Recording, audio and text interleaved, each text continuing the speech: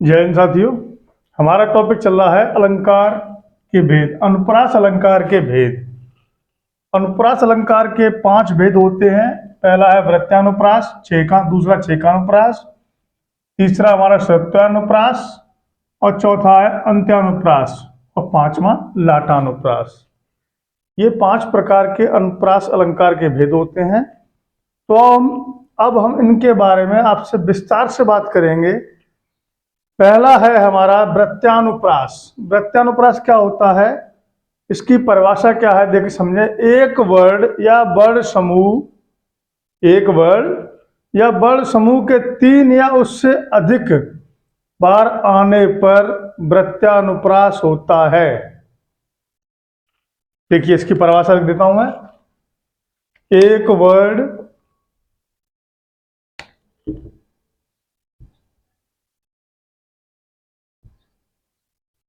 या वर्ण समूह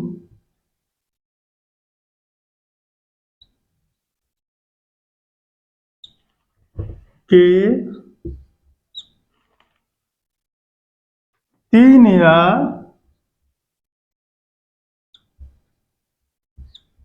उससे अधिक 3 या उससे अधिक बार आने पर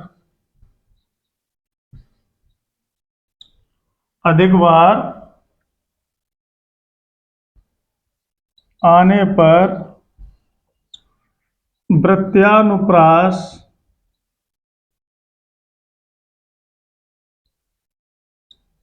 अलंकार होता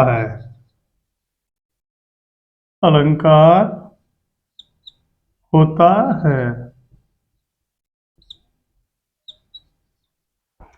अब देखिए इसका उदाहरण है इसका।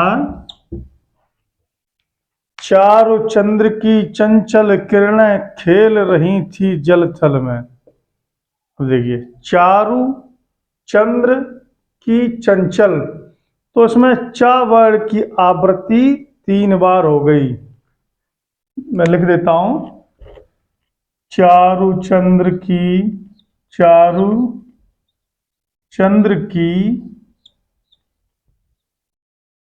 चंचल किरणें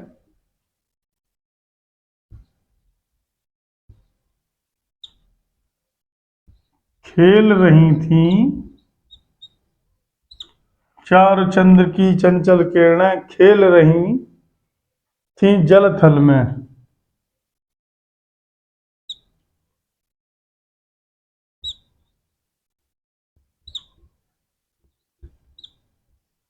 अब देखिए इसमें यहां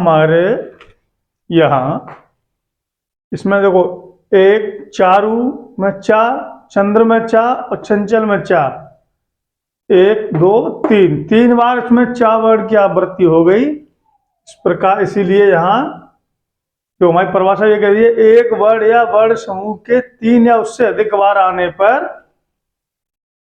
आने पर वृत्यानुप्रास अलंकार होता है। यहां पर और लिखा जाएगा आने पर।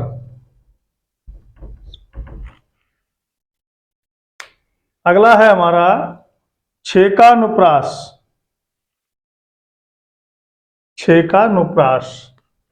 दूसरा है हमारा टॉपिक छेकानुप्रास।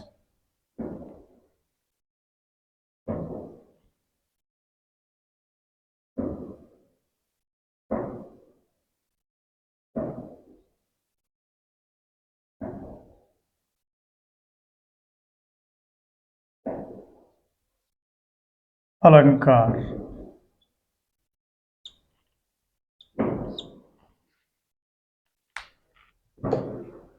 वर्ण या वर्ण समूह की एक बार आवृत्ति होने पर, वर्ण या वर्ण समूह की आवृत्ति एक बार होने पर छेकानुप्रास होता है। एक इसकी परिभाषा ये है और दूसरी परिभाषा ये है, जहां वर्णों की आवृत्ति काव्य में केवल एक बार होती है वहां छेकानुप्रास होता है। ये लिख देता हूं आपके लिए मैं। जहां वर्णों की आवृत्ति जहां वर्णों की आवृत्ति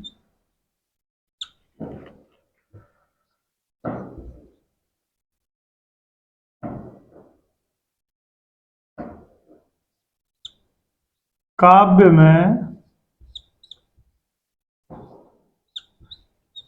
केवल एक बार होती है,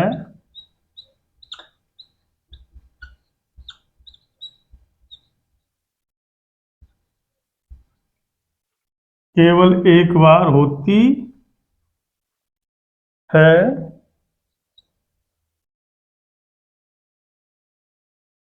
वहां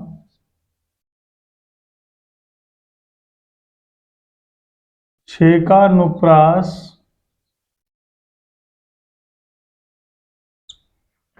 अलंकार होता है।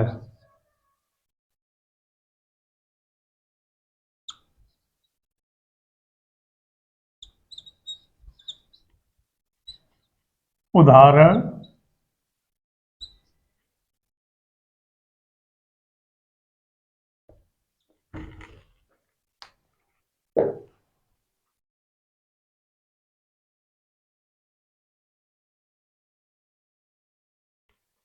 तो देखिए, इसका उदाहरण है मिलंद किरात कोल बनवासी बैखा नस बट जाति उदासी। इसका उदाहरण है। नेक्स्ट है हमारा श्रुत्यानुप्रास अलंकार। क्या है? श्रुत्यानुप्रास अलंकार। तो इसके बारे में अभी हम बात करेंगे और आपको लिखाएंगे भी।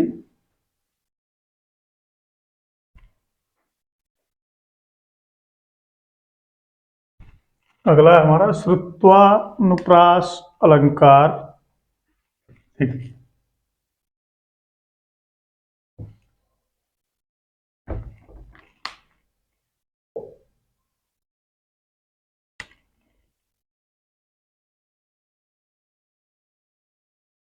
श्रुत्वानुप्रास अलंकार।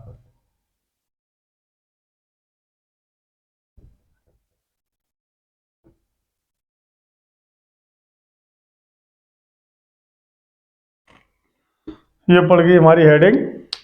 अब देखिए, जहां मुख के एक ही स्थान,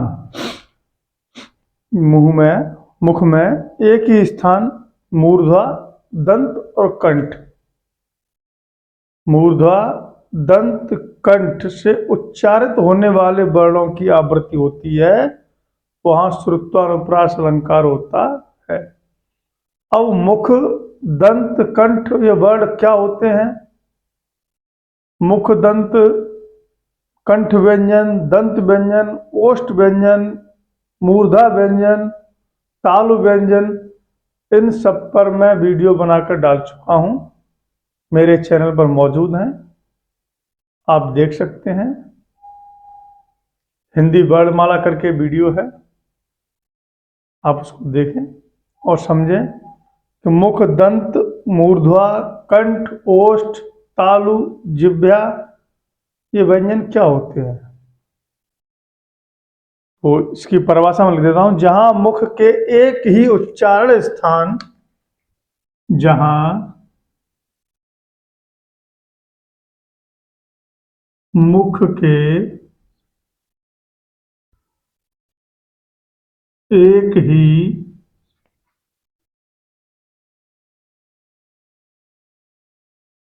उच्चारण स्थान, उच्चारण स्थान से उच्चारित होने वाले, से उच्चारित होने वाले वर्णों की आवृत्ति होती है, उच्चारित होने वाले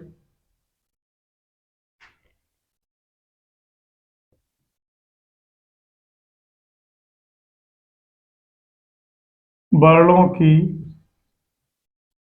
आवृत्ति होती है,